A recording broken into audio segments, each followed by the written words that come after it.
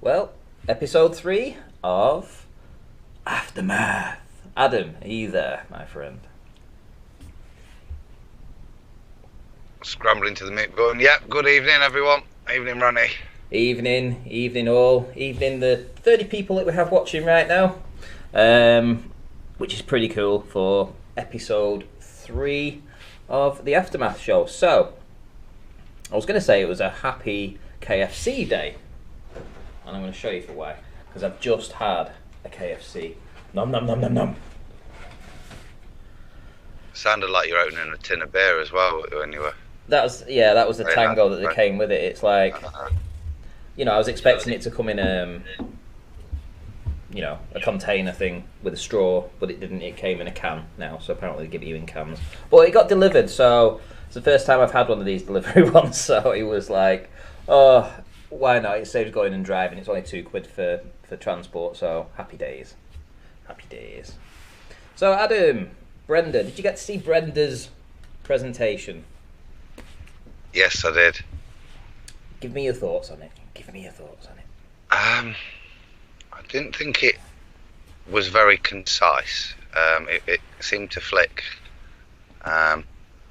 with intermittences of how everybody else was wrong.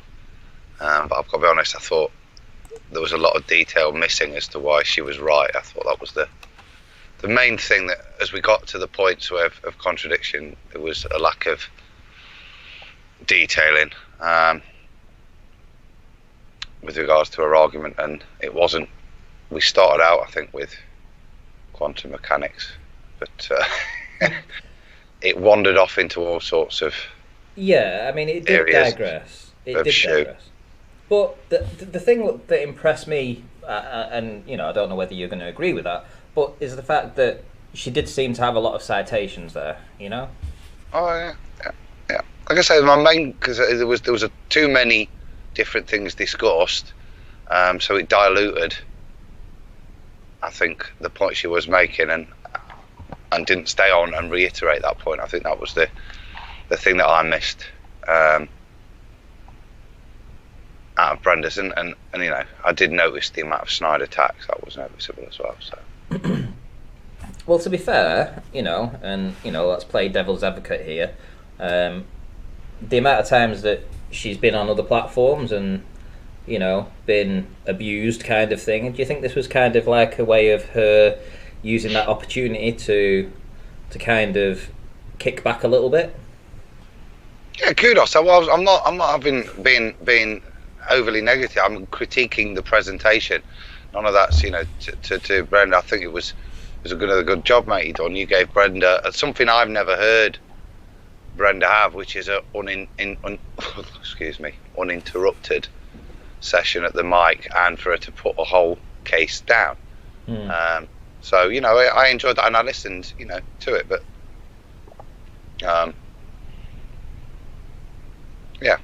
I think there was some good points. I agreed with a lot of it. I disagreed with bits of it, particularly the QE bits. So it was a nice job you did there, mate. Like I said, and that's not something that I don't think anybody else has afforded, and we've seen yet. I don't think it was, like I said, the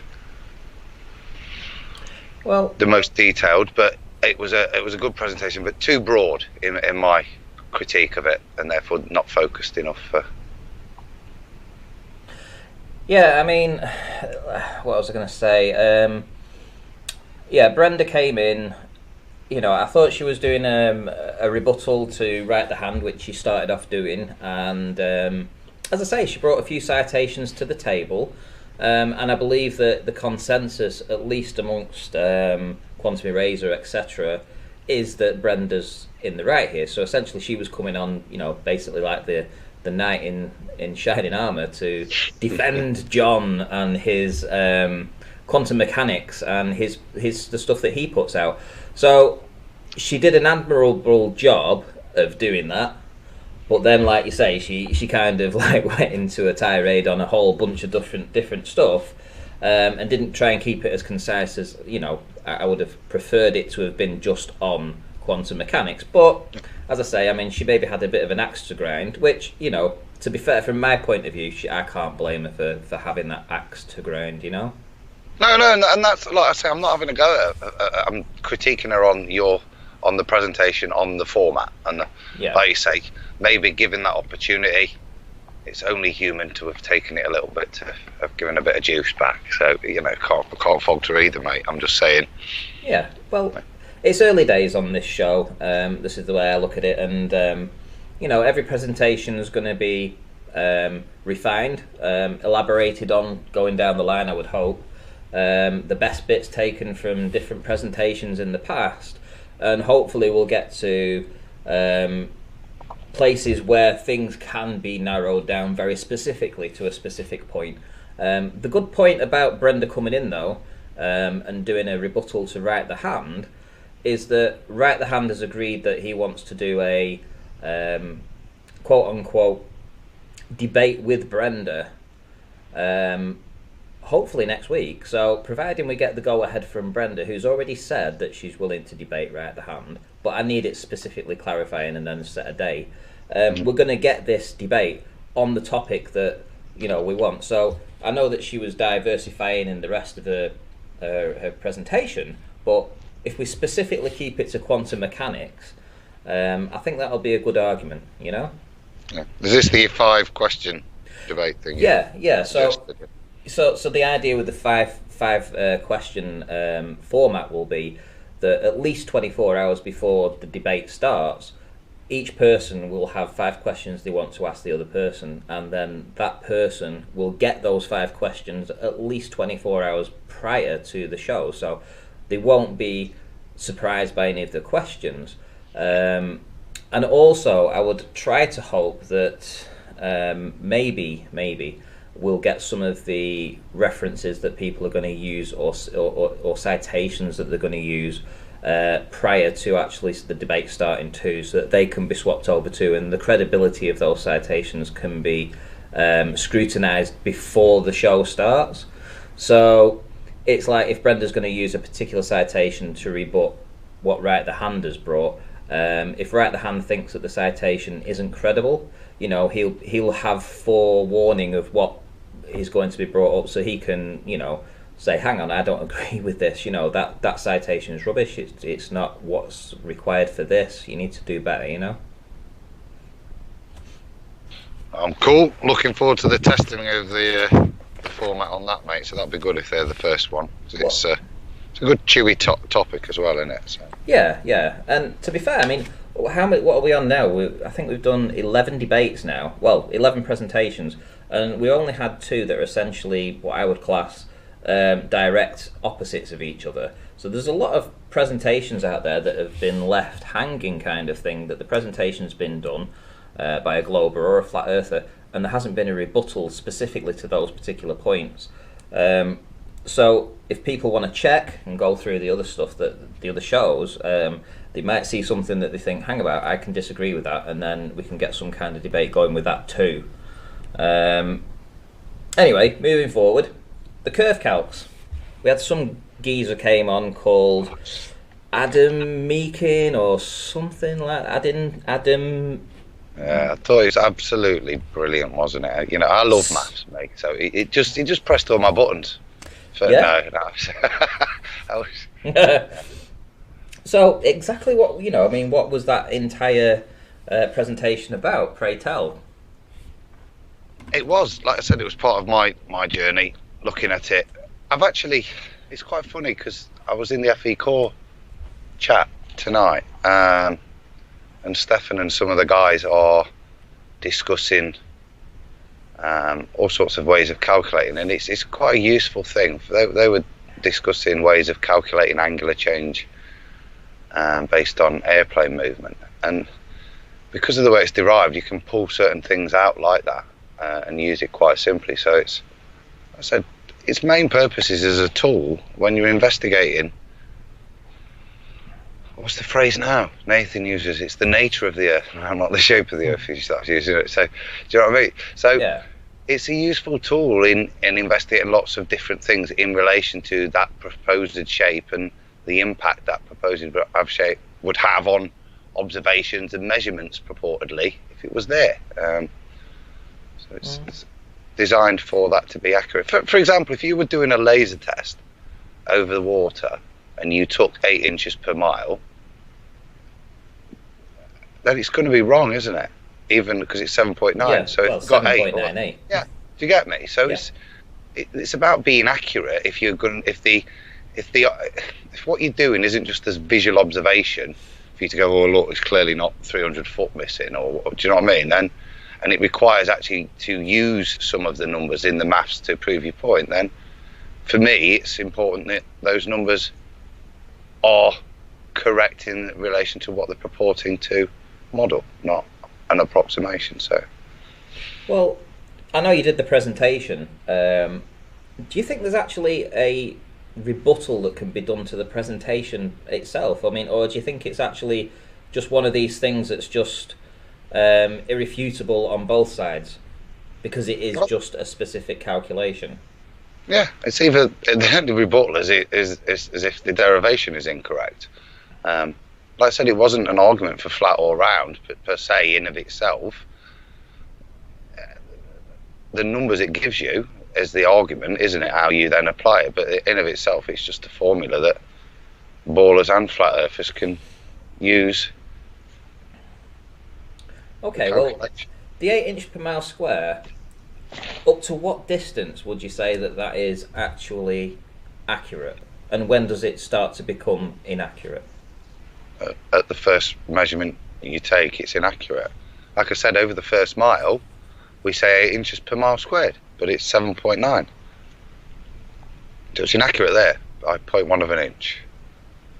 Okay, but I mean, if you take the calculator at just 7.98 or 7.999 inches per mile squared, at what point does it no longer become that? Right, so the major variance, so up until around about 100 miles, the two lines are very, very close. Like I said, for standard observing purposes, you wouldn't know the difference, but to be able to tell the difference optically. But for any calculative reasons, then certainly after 100 miles, then the numbers really do start to depart with much greater variance.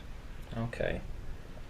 It's interesting because, obviously we've seen, the long distance record for photography and stuff. So I wonder if the calculations for that were done on an 8 inch per mile squared, or whether it took into effect the variance that you would get once you go past that 100 mile. I think a lot of the stuff, like I said, I did this donks ago. But if you look at a lot of like the metabunks and that, I think they're the things that people use. And the metabunk uses, I think, a formula that calculates from the outside of the ball. So a triangle that is drawn on the outside shape, as opposed to the inside on mine. But it's similar. So I would suggest that all those kind of numbers are generated with a similar trigonometric calculator. So they're not. I don't think any of them are based on 8 inches per mile. I would imagine they're all based on proper Earth curve calculators, which use, geometric calculations. Okay, so on Sunday, I think it was Sunday, because we had to reschedule. So after you did your presentation, I put a shout out for somebody to jump on Monday and do a presentation. Unfortunately, I did get somebody message me and wanted to do a presentation, but I'd already sort of agreed that I would do a different kind of presentation this time. Somebody had sent me a secret recording of them being in a church and listening to a couple of people, I think they're called the Creation Guys, and they've put a documentary out. And the documentary is called Faith on the Edge. So essentially what they've been doing, they've been going around these churches and they've been doing presentations for up to a couple of hours, and they've been using creation along with biblical scripture to try and entangle this into a sphere Earth. And basically they are anti-flat earthers but they are religious. They're creationists. But they're anti-flat earthers, obviously. But they're using the Bible to try and twist things around. So I decided to play their, secret recording. Somebody sent it me. It didn't go down too well, I have to say. I mean, I lost a bunch of subscribers from that. I mean, obviously, I know that there's a lot of Christian people, on Flat Earth, and I don't think that having to suffer and listen to that for about an hour and 45 minutes, with them twisting the narrative and the words and the sayings inside the Bible to fit a globe model, went down too well with a lot of people. So a lot of people voted by the feet, and rather than just take it for what it was, which was just a presentation of this is their belief, this is what they're saying, and you need to understand where they're coming from, so that if it happens in the future and you come across people, these creationist people, you will know their arguments, you will know what scriptures they're going to use, and you might be prepared for that. So rather than taking that on board, they decided to hit the unsub button, which I can't blame them for that, because obviously it is a very controversial subject, but ultimately they didn't bring anything to the table. For an hour and 45 minutes of listening to them, I think the closest that I got to anything that could resemble anything was when they said that Lake Pontchartrain looked like it had curvature, and I'm like, oh, is that your proof? Is that what you have? Lake Pontchartrain has curvature? Are you kidding me? Yeah, and honestly, I mean, they had. I listened. I played it. They didn't do a presentation. It was a secret recording. But if this is what they're telling people in these churches, people need to be aware of this. The good thing was that there were people inside the church that were responding to these guys and saying, "Hang on, you took that scripture there, and what about meaning it for this and meaning it for that?" So it did appear that inside the church there were some flat earthers in there who were giving it back to these guys. And as soon as the guy that was doing the secret recording basically hit back with, do you know about optics? Do you know how they work? Do you know this, that, and suddenly it was like, can we talk about this after the presentation? Don't interrupt the presentation. We'll talk about it in secret once I've managed to tell everybody in the church how the world is a sphere, and the Bible proves that. I mean, I know you didn't probably watch all of it, but that was the gist of it. What do you think about these creationists? Adam? Can you hear me? I can hear you. Yeah. Yeah, sorry, I did the mic the wrong way around. I think the bit where you said about Pontchartrain, there were a number of big side moments like that where arguments were put together and presented as factual, what they were describing, that we've all spent a long time, and that was kind of my feeling. Their arguments were very straw-manny and not very well researched in terms of their, and they were more attacks on flat earth as opposed to any ball earth validations. But I think it's kind of that. Before I got into flat earth, you'd look at creationism, and there was a lot of money and time invested. It's certainly in America, in the creationist movement.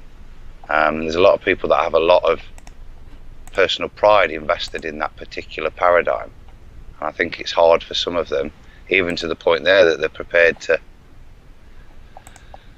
keep trying to twist into their own Bible instead of taking it literally, that they're prepared to keep shuffling in a way that they'd argued against evolutionists. Do you know what I mean? That and the meaning of their Bible being strong and pertinent, yet they will misrepresent it to keep this paradigm, because basically that's what they've been preaching with their creationist story all along. Their creationist story has been on a ball, and sometimes it's easier, isn't it, to just attack than take the time to look at it properly. And that's kind of what the feeling I got. And if you're saying they were shouting down people as well, or stopping that argument developing because it's strengthens the against them, then yeah, it was an odd one. I'm glad you explained where it was, because I thought it was a bit dodgy recorded, so it was a secret recording, was it? So Yeah, it was. It was a guy that was obviously in the church at the time when these guys rolled up, and they're pumping this Faith on the Edge documentary, and essentially it is. I held my head up, just as my mother had told me, with a smile on my Hey, face Riley. and a positive Do attitude. you want to? hey, all right. Hey, all right, mate. I never cried. Can you guys hear me? I can Yeah, I hear can that. hear you, big TV and all. Against anybody. I never spoke. Yes, we can hear you, but you need to turn your thing down. Hello?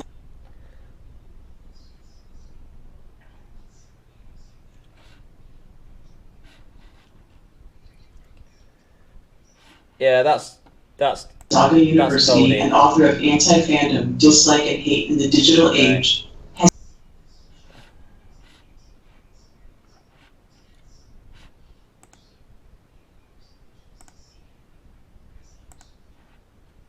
right. I had to kick him then because I was hoping he was going to join and just he's got something on in the background. It was so loud. It was wow. It's Horrible. this new big television, isn't it? It is, yeah.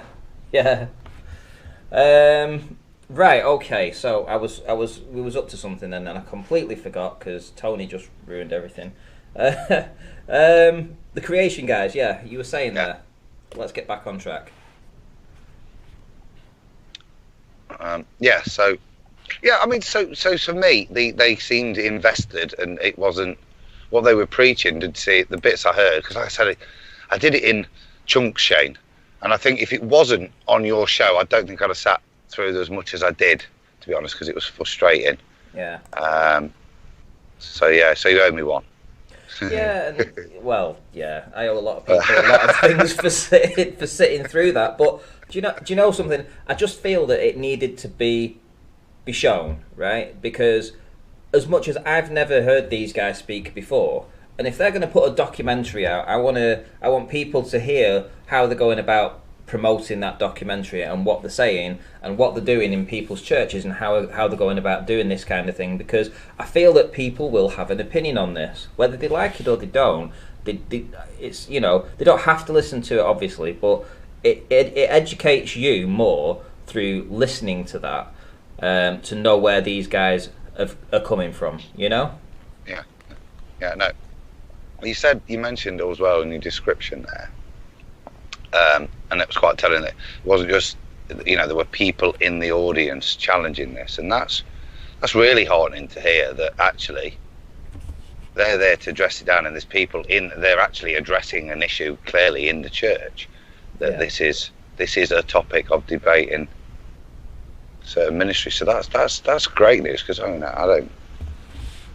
I think it's not something you hear on the news that these things are being discussed and addressed in churches. That's.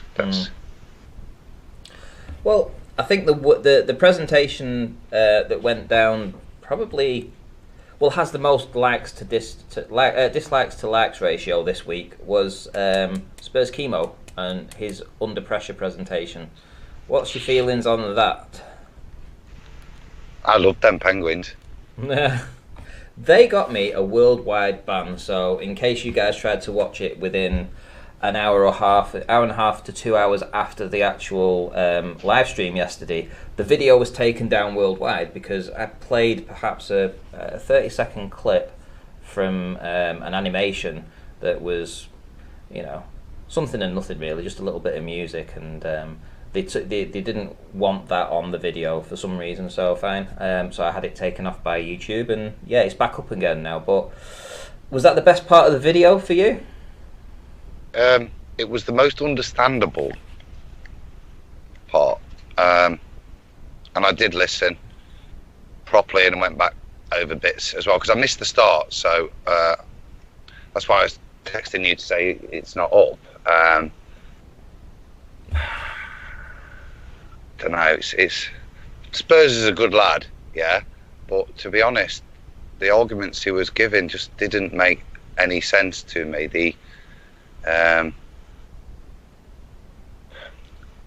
conjecture, like with ears popping and blood pressure comparison to air pressure, it was just all so factually incorrect in the things he was juxtaposing and comparing to each other compared to the actual physiology of what he was supposedly suggesting.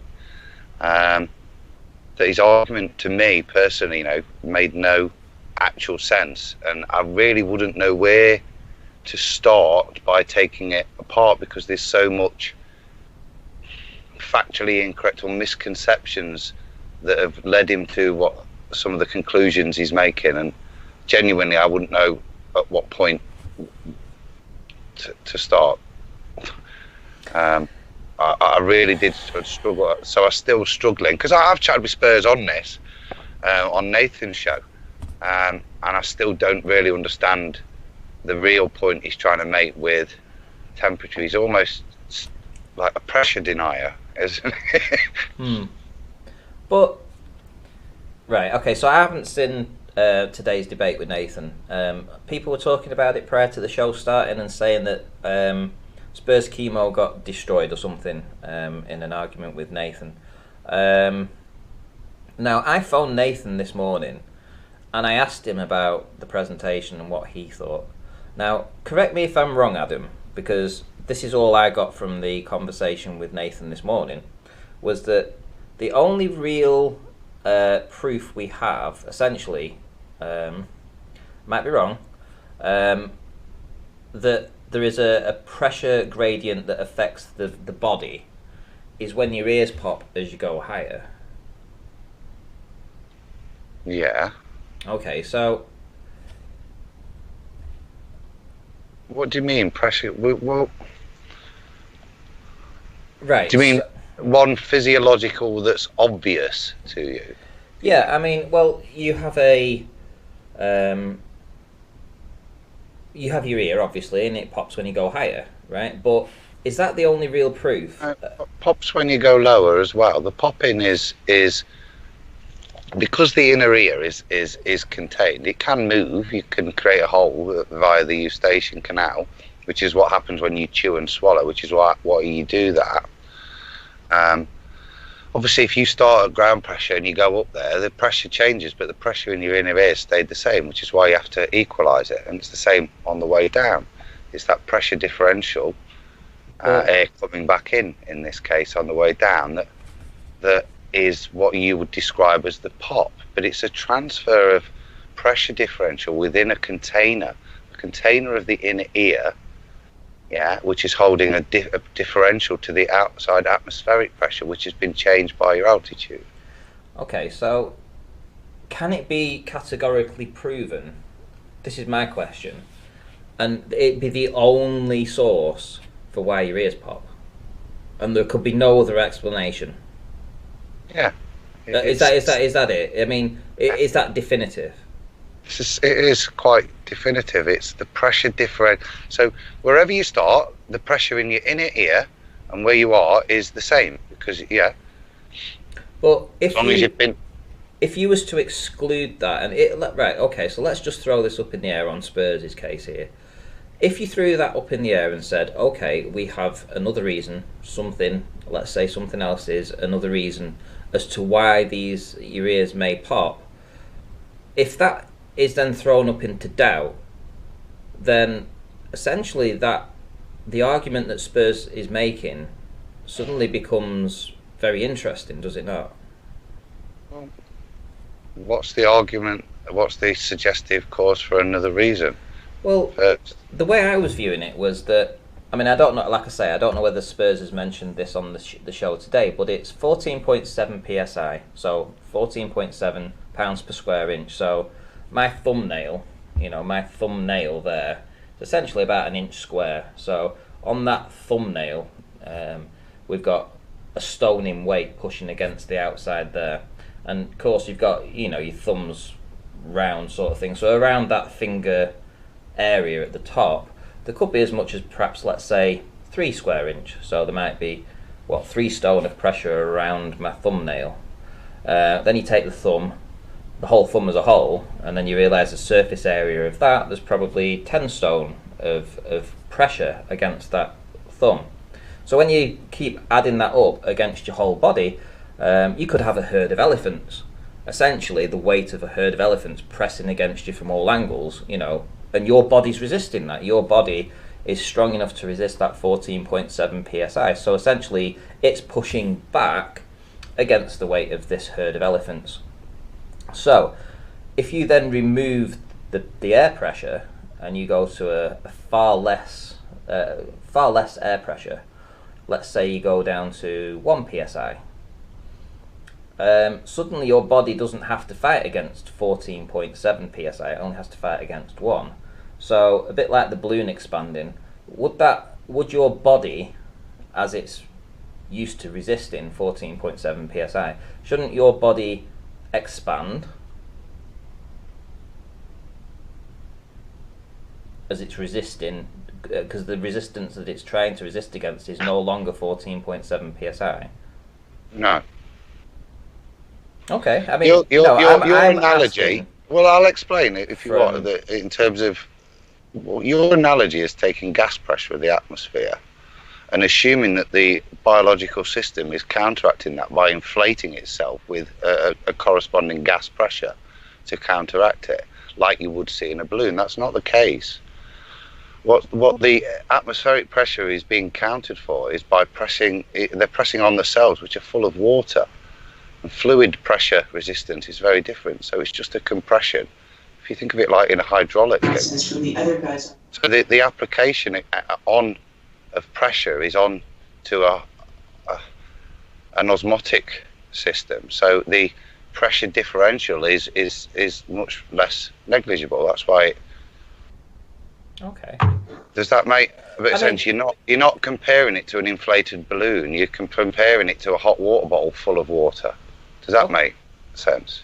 Okay, yeah, I mean, all I'm saying is that, you know, maybe looking into doing further investigation, and I hope Spurs continues to look into this, because, you know, I think it's interesting whether it's right or it's wrong, because it is definitely an interesting argument, and we're joined by Sleeping Warrior.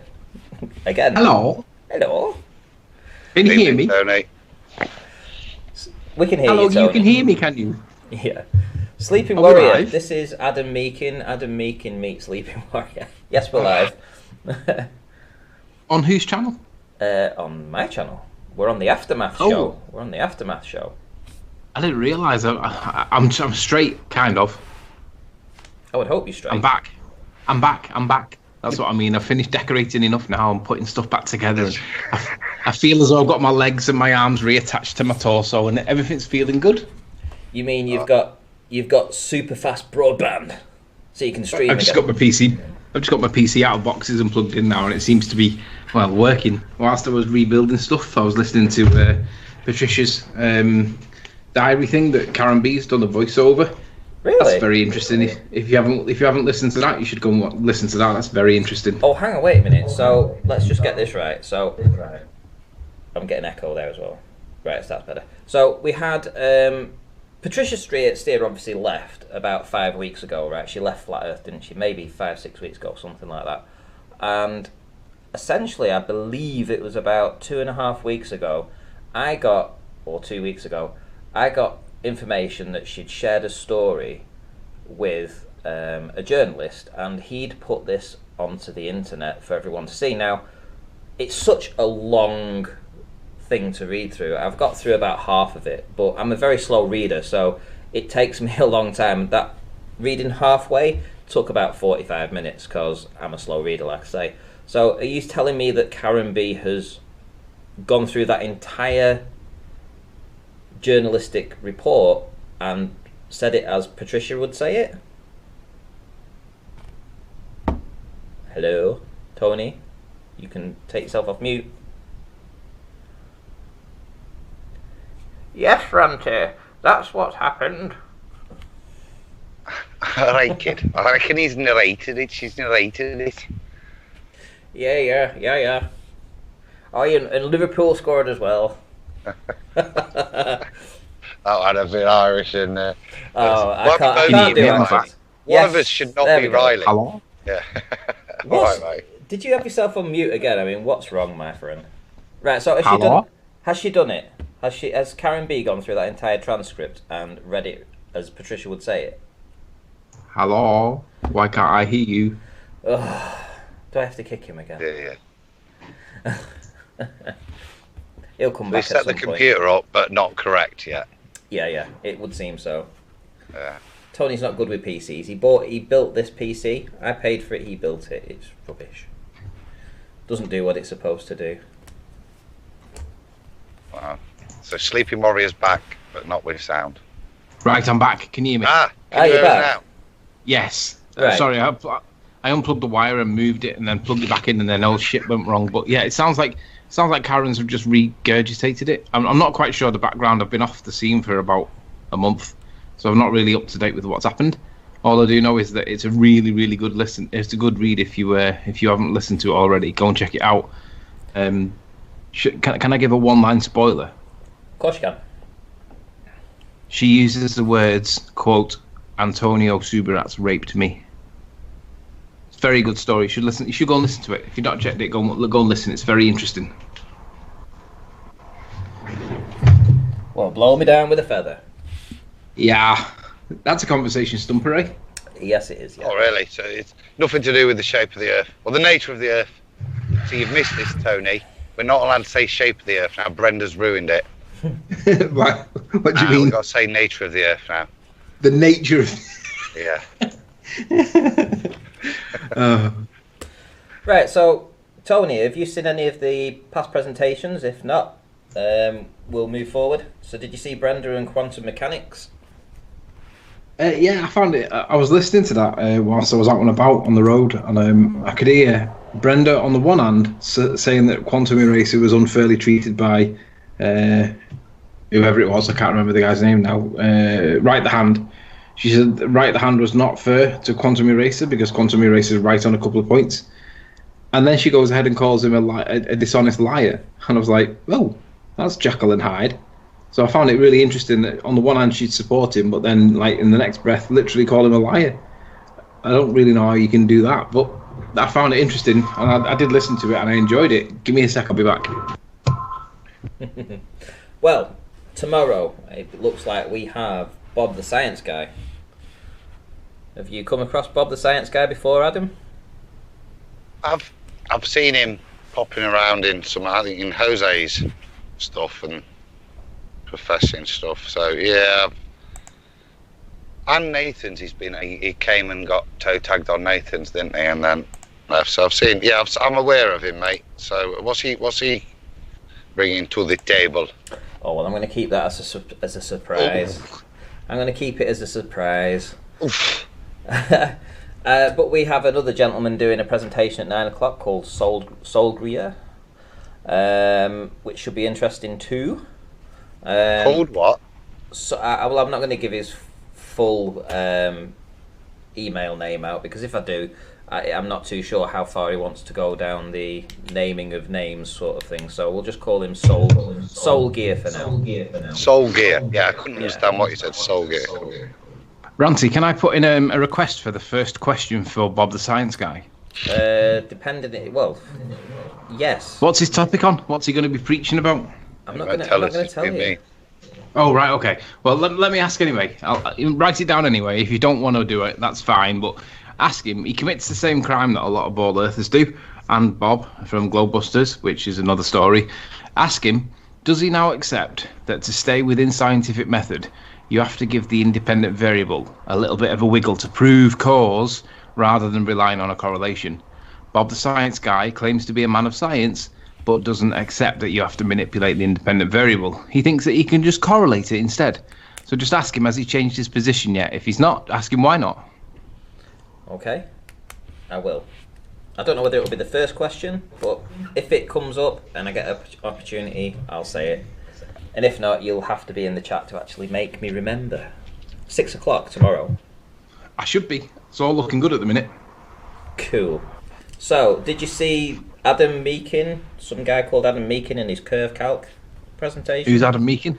Adam Meakin? Some geezer, some guy. To be honest, Ranty, I've only seen snippets of a couple. I saw Brenda. I saw Right the Hand. I didn't see Meakin's. Riley. You do you mean you didn't see it? You mean you're definitely going to watch it tonight? Yeah. I've got so much catching up to do in the last month, man. I've just missed That's out. at the top of your list. Do you know, you are at the top of the list. It's just I'm not quite sure which list it is. Did you see Spurs chemos though? Come on, you must have seen it. Yeah, I did see Spurs. I was asking him questions. I think what Spurs is trying to get, the message that he's trying to get across, which he's not able to articulate because he doesn't quite know how to word it.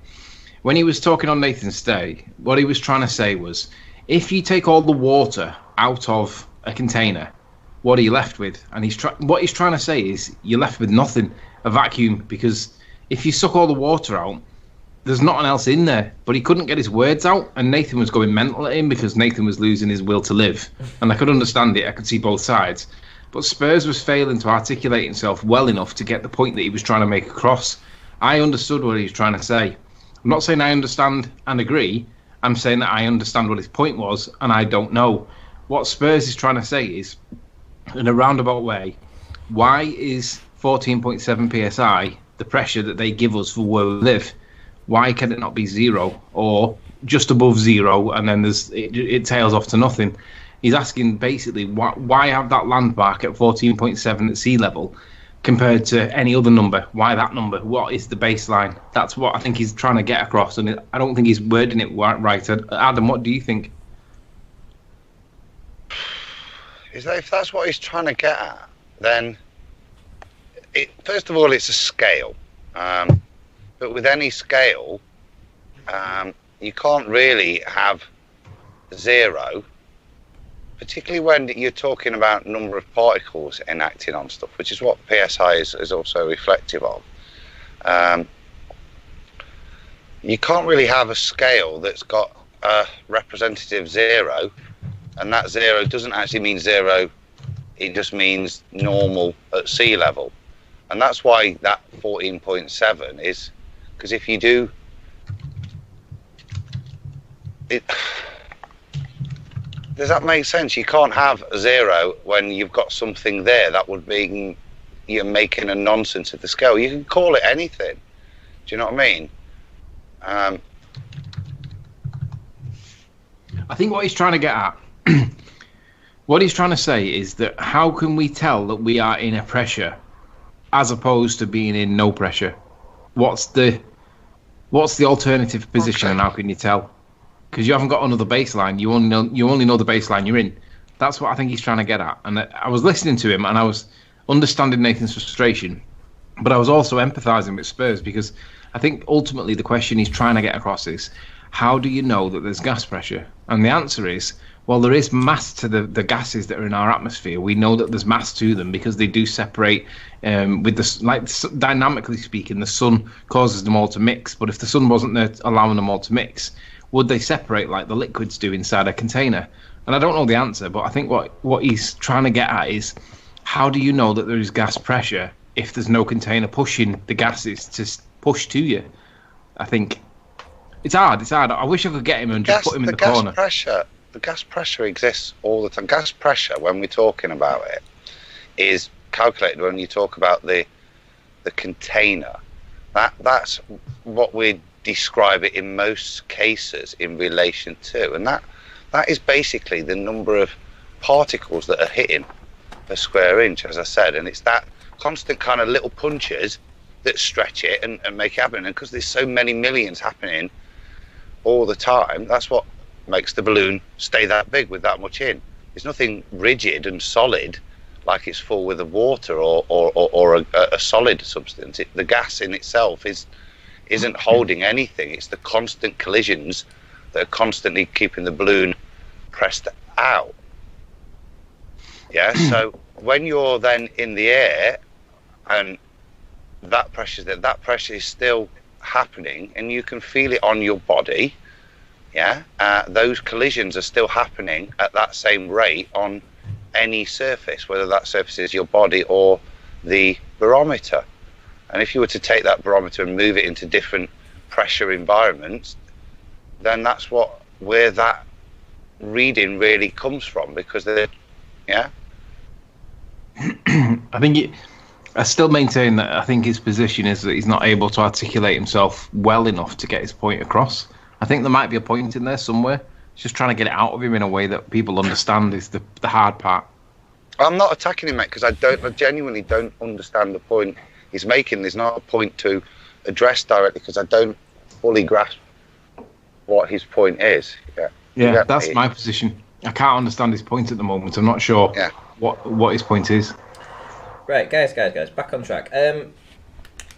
Adam, last week, the last show that we did together, not your presentation, but the last Aftermath show. Oh yeah. You was a little bit put out when I did a shout out in the chat for something. Could you just tell people what that was? Because we have a question from Lottie says. Hang on. Let me just remind you. Lottie says has just asked me a question. Ranty Flat Earth. So this is just Flat Earthers doing the recaps? ? Interesting. So, can you remember what I asked for last week? Well, you dumped me live on air, you bugger. Chuck me live on air, right? Just announced it. So I booked holiday. I'm off for a month anyway. I mean that was always to justify that when we've been chatting loads on this and before the Aftermath, and that was always your point. Would you do it for us for a bit? I do want to get a mixed bag of opinion on. But do you remember my shout out specifically asking for a bowler to email me and get in touch to do the Aftermath show? I haven't had one. I haven't had an email from a Glober saying I would like to be on the Aftermath show doing the recap, even though I specifically asked for this last week. So the offer was put out. So when Lottie says is putting this sort of question out, no, not at all. I mean, it just so happens that there's two Flat Earthers on the panel right now. But that doesn't mean that I don't want Flat Earthers on all the time. Tony, I've had some... Damn, you're typing hard, man. Jesus, you're drowning us out here. Sorry, I thought I had it on mute. I've missed that. You have the heaviest fingers in the world. You must have. It's just in proportion with the rest of me that's also equally heavy. Well, you said it. So how much weight have you lost over the past couple of months then? I don't know. I don't think I even have. Maybe I don't know. I'm not interested in losing weight. Give me them donuts. You told me you'd lost about 3 stone or something. I think so. I don't know. I don't have scales. I just keep getting told that I'm losing weight, and I'm like, am I? I might be ill. Okay. I'm just going to write an email. Give me 2 minutes. I'll be back. Okay. It might be done in 2 minutes. Who knows? So presentations going forward. So I've got tomorrow sorted out. So tomorrow's fine. So we've got 2 shows tomorrow. One from a Flat Earther and one from a Globe Earther. Obviously, I'm sure you guys know Bob the Science Guy. Sol Greer might not be as well known, but I'm looking forward to his presentation actually. In fact, I'm looking forward to both. So we'll get a bit of both, bit of flat, bit of globe. We're still waiting on a concave earther to show the face, or an inner earth believer. So anybody that believes in that.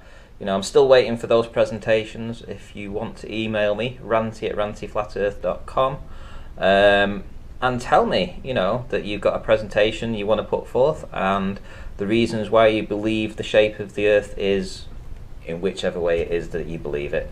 So, Adam, have you got anything to say going forward? Just one check. This secrecy for Bob the Science Guy, whose bequest is this? Is this yours or his? It's because I honestly don't know what he's doing it on.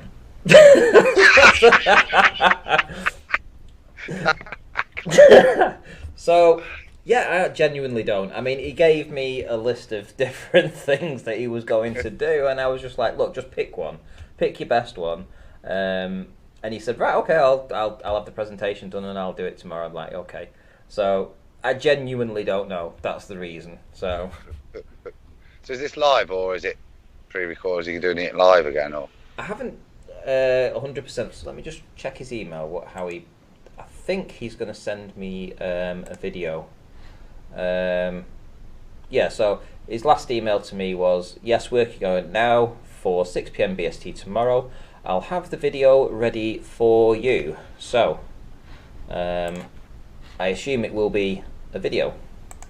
Cool.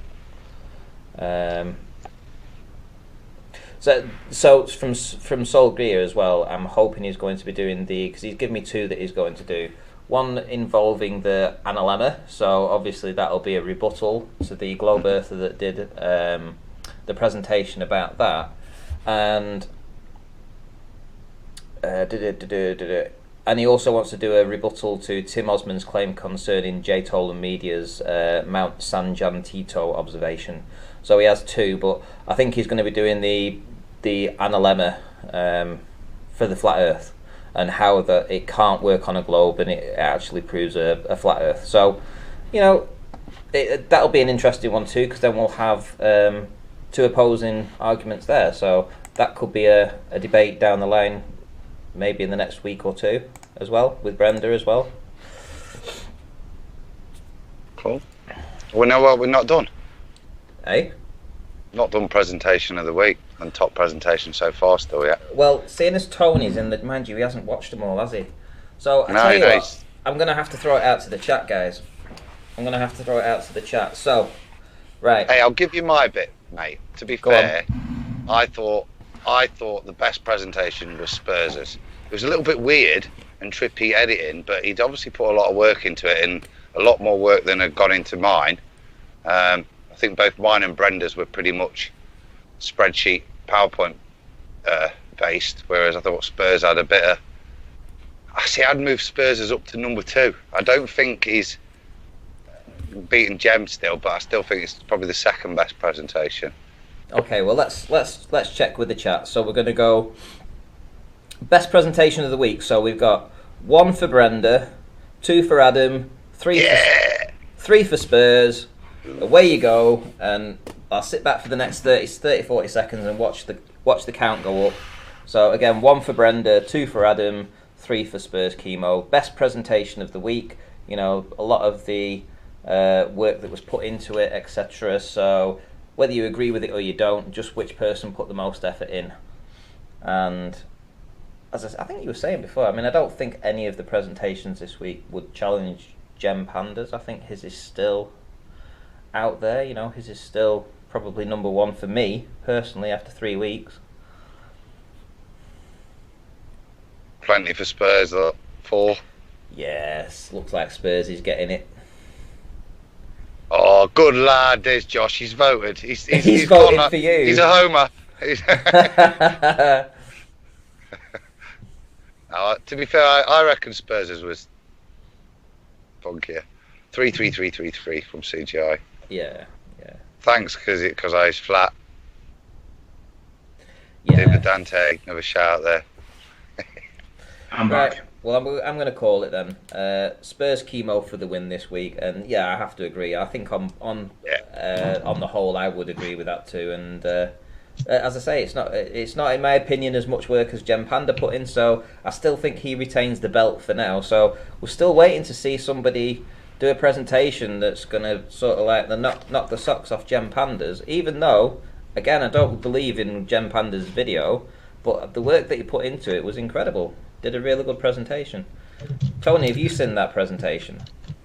I saw bits of the Jem Panda one. I've seen his work before on that point though, so I think he's probably got the best presentation, but if I were a baller, I'd probably accept it too. But the rest of his rhetoric's just rhetoric for me, and I can't consider any of it to be credible, even though it is persuasive. Are you going to do a presentation yourself on anything? I need a bit more time at the minute. I'm just getting straight, so I might do, but I can't guarantee it just yet. But watch this space, I may do. Do you know what presentation I'd like you to do if you get the chance? Relative density. No. How there's an eclipse every month. There's a video on my channel addressing that. I'd rather deal with the relative density point, because ballers just don't like the fact that relative density is causing movement. If force equals mass times acceleration, and we manipulate the independent variable, which is the medium, then that makes things move. Well, that's your cause. Ballers want to imply that gravity is causing something, but that's not within scientific method. And I'm tired of ballers saying, "Oh well, you can treat gravity as a force." You can't. Gravity, you can treat it as a force, but the reality is, if it's not a force, it can't cause anything. That means that you've got a lot of oceans of the Earth sticking to a ball without a force holding it there. You've got a lot of tides that are caused by a moon that hasn't got any force of gravitation causing it.